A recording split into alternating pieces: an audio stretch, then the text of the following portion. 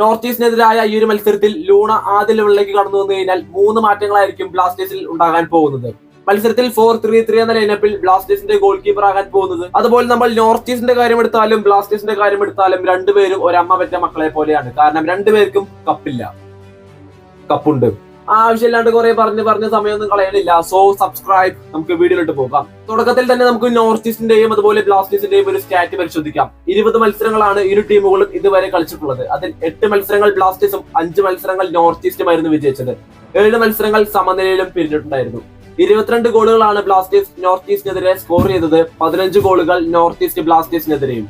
കഴിഞ്ഞ ഒരു സീസണിലെ നോർത്ത് ഈസ്റ്റിനെയും ഈ ഒരു സീസണിലെ നോർത്ത് ഈസ്റ്റിനെയും നമുക്ക് ഒരിക്കലും കമ്പയർ ചെയ്യാൻ സാധിക്കില്ല. കഴിഞ്ഞ ഒരു സീസണിലെ അല്ലെങ്കിൽ അതിന്റെ മുമ്പത്തെ സീസണിലെ നോർത്ത് ഈസ്റ്റ് എന്ന് പറയുമ്പോൾ എല്ലാവർക്കെതിരെയും പരാജയപ്പെടുന്ന ഒരു ബിലോ ആവറേജ് ടീം മാത്രമാണ്. എന്നാൽ ഈ സീസണിലേക്ക് വരുമ്പോൾ they are not just a team. Because Durand കപ്പിൽ അവർ മോഹൻ ബഗാനെ പരാജയപ്പെടുത്തിക്കൊണ്ട് അവരുടെ ആദ്യ കിരീടം അവർ സ്വന്തമാക്കി. അതുപോലെ ഇന്ത്യൻ സൂപ്പർ ലീഗിൽ അവർ മികച്ചൊരു പ്രകടനം തന്നെയാണ് അവർ നിലവിൽ പുറത്തെടുക്കുന്നത്. എടുത്തു പറയാൻ മാത്രം വമ്പൻ പേരുകളോ അല്ലെങ്കിൽ ടീം സ്ട്രെങ്തോ നോർത്ത് ഈസ്റ്റിനില്ല. എന്നാൽ ലിമിറ്റഡ് സ്പേസിൽ നിന്നുകൊണ്ട് അവർ ഫുട്ബോളിന്റെ മാജിക് എന്തെന്ന് കാണിച്ചു തരികയാണ്.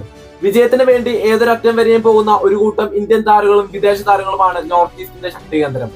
കേരള ബ്ലാസ്റ്റേഴ്സിലേക്ക് കടന്നു വരുമ്പോൾ എക്സ്പീരിയൻസ്ഡ് ആയിട്ടുള്ള കുറേയധികം വിദേശ താരങ്ങളെയും അതുപോലെ തന്നെ ഇന്ത്യൻ താരങ്ങളെയും നമുക്ക് ഒരേ സമയം കാണാൻ സാധിക്കും. കൂടാതെ ഈ ഒരു മത്സരത്തിൽ അഡ്രിയാൻ ലൂണയും നോവാസ് ദോയും ഒന്നിച്ച് കളിച്ചേക്കും അല്ലെങ്കിൽ ഇറങ്ങിയേക്കും എന്നുള്ള റിപ്പോർട്ടുകളെല്ലാം പുറത്തു വരുന്നുണ്ട്. ലൂണ നിലവിൽ നോർത്ത് ഈസ്റ്റിലേക്ക് ബ്ലാസ്റ്റേഴ്സിനോടൊപ്പം തന്നെ യാത്രയും തിരിച്ചിട്ടുണ്ട്. എന്തായാലും ഹോപ്പ് ഫോർ ദി ബെസ്റ്റ്. മത്സരത്തിന്റെ ലൈനപ്പിലേക്ക് നമുക്ക് കടന്നു വരാം. 4-3-3 എന്ന ലൈനപ്പാണ് നമ്മളിവിടെ ചൂസ് ചെയ്തിട്ടുള്ളത്. കഴിഞ്ഞ 2 മത്സരത്തിലും മിലോസ് ഡ്രിൻസിച്ച് ആയിരുന്നു കേരള ബ്ലാസ്റ്റേഴ്സിന്റെ ക്യാപ്റ്റൻ. ലൂണ ഫസ്റ്റ് ലെവലിലേക്ക് വരികയാണെങ്കിൽ ലൂണയായിരിക്കും ബ്ലാസ്റ്റേഴ്സിന്റെ ക്യാപ്റ്റൻ ആകാനായിട്ട് പോകുന്നത്. മത്സരത്തിൽ 4-3-3 എന്ന ലൈനപ്പിൽ ബ്ലാസ്റ്റേഴ്സിന്റെ ഗോൾ കീപ്പർ ആകാൻ പോകുന്നത് സച്ചിൻ സുരേഷ് തന്നെയാണ്. അതുപോലെ 2 സെന്റർ ബാക്കുകളായിക്കൊണ്ട് പ്രീതം കോട്ടാലും അതുപോലെ തന്നെ മിലോസ് ഡ്രിൻസിച്ചും.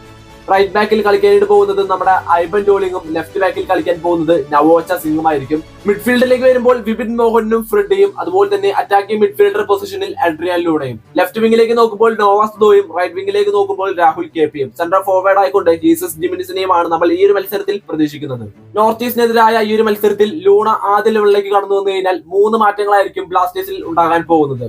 1, ലൂണയുടെ പകരമായിട്ട് DMF റോളിൽ കളിച്ചുകൊണ്ടിരുന്ന കോയിഫ് ബെഞ്ചിലേക്ക് മാറും. 2, നോവാസ് ദോയും ലൂണയും ഒന്നിച്ച് കളിക്കും. 3, മിലോസ് ഡ്രിൻസിച്ച് ഇതുവരെ ബ്ലാസ്റ്റേഴ്സിന്റെ ക്യാപ്റ്റൻ ആയിരുന്നുവെങ്കിൽ ഇനി മുതൽ ലൂണയായിരിക്കും ബ്ലാസ്റ്റേഴ്സിന്റെ captain. North east versus Kerala Blasters മത്സരത്തിന് മുന്നോടിയായിക്കൊണ്ട് നിങ്ങളോട് പറയാനായിട്ടുണ്ടായിരുന്ന കുറച്ച് ബ്രീഫ് ടോപ്പിക്സ് ഇതെല്ലാമായിരുന്നു. സോ നിങ്ങൾക്ക് ഈ വീഡിയോ ഉപകാരപ്പെട്ടു എന്ന് കരുതുന്നു. Like, share and subscribe.